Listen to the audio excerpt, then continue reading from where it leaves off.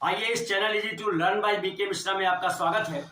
और आज हम रसखान जी द्वारा रचित कवित पद में उसकी व्याख्या करेंगे। तो व्याख्या करने से पहले एक बार इस पद को पढ़ भी लिया जाए।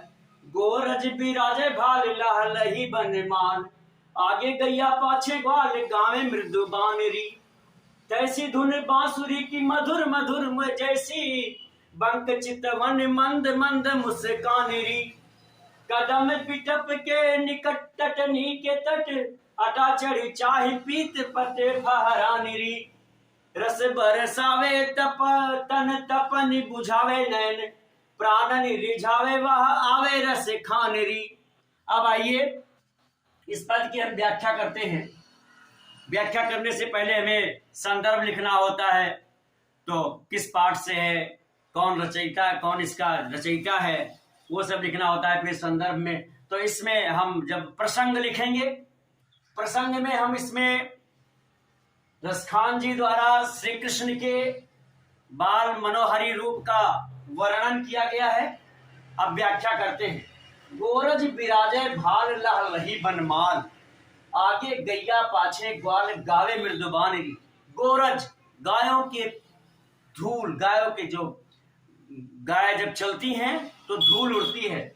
बिराजे भाल मस्तक पर, यानी जो गायों के चलने पर जो धूल उड़ती है उनके मस्तक पर लगी हुई है, और वक्षस्थल पर जो माला लहलहा रही है उसमें साथ उसके आगे गायें चल रही हैं, पीछे ग्वाल चल रहे हैं, और उनके बीच में मीठे स्वर में गाते हुए चल रहे हैं। तैसी धुन बांसुरी की मधुर मधुर जैसी, हम ये दो तरह से लिख सकते हैं। तैसी धुन बांसुरी की मधुर मधुर जैसी, बांसुरी की जो धुन जितनी मधुर है उसी तरह से बंक चितवन, यानी उनके देखने की जो उनकी दृष्टि है, मंद मंद मुस्कानरी, और उनकी जो मुस्कान है धीरे धीरे वो बांसुरी की धुन जैसी है। या हम इस तरह से लिख सकते हैं, उनकी बंक चितवन और उनकी मंद मंद मुस्कान की तरह उनकी बांसुरी की धुन भी उतनी ही मधुर है जिस तरह से उनका रूप है। कदम बिटप के निकट तटनी के तट, अटा चढ़ी चाहे पीत पट फहरानरी। कदम बिटप के, कदम के पेड़ पर, और निकट तटनी के तट पर, तटनी माने नदी, वहां यमुना नदी के किनारे, अटा चढ़ी चाहे पीत पट फहरानरी। तो एक अटारी, उस पर चढ़ करके देखो कि श्री कृष्ण की जो पीत है, जो उनका पीतांबर है, कैसे लहरा रहा है पीला वस्त्र। अर्थात इसमें है कि गोपियां कहती हैं कि अटारी पर चढ़ करके कदम के पेड़ पर जो यमुना नदी के किनारे, उस पर देखें कि श्री कृष्ण का पीला वस्त्र किस तरह से फहरा रहा है। रस बरसावे तन तपन बुझावे नैन, प्राणन रिझावे वह आवे रस खानरी। रसखान जी कहते हैं कि गोपियां से कहती हैं रस बरसावे, रस बरसाना अर्थात श्री कृष्ण जो रस की वर्षा करते हैं।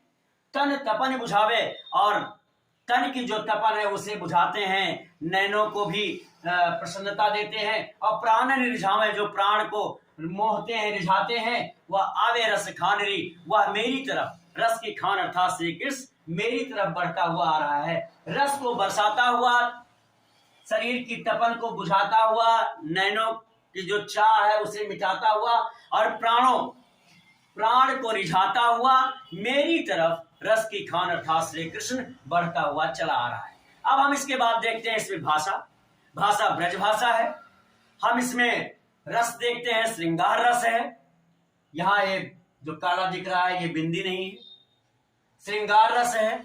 गुण माधुर्य गुण है, अलंकार अनुप्रास और श्लेष अलंकार है, छंद कवित्व है। इस तरह से ये व्याख्या पूर्ण होती है। एक बार हम दोबारा रिवाइज कर लेते हैं।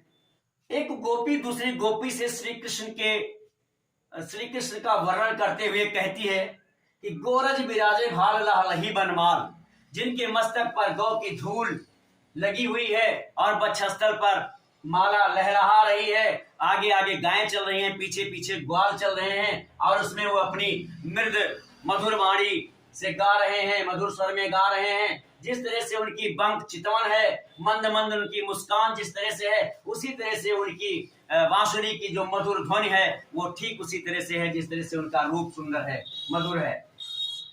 अटाचढ़, गोपियां आपस में बात करती हैं कि अट्टालिका पर चढ़ करके जो उस पर चढ़ करके कदम के पेड़ों के पास, जो यमुना नदी के किनारे जो कदम के पेड़ हैं उस पर देखें कि श्री कृष्ण के जो पीले वस्त्र हैं कैसे फहरा रहे हैं। फिर आपस में कहती हैं रस बरसावे तन तपनी बुझावे नैन, रस बरसाते हुए तन की तपन को मिटाते हुए, नैन प्यासे नैनों को मिटाते हुए, और प्राण रिझावे, जो प्राण को रिझा रहा है वह रस की खान अर्थात श्री कृष्ण मेरी तरफ आगे बढ़ता हुआ चला आ रहा है।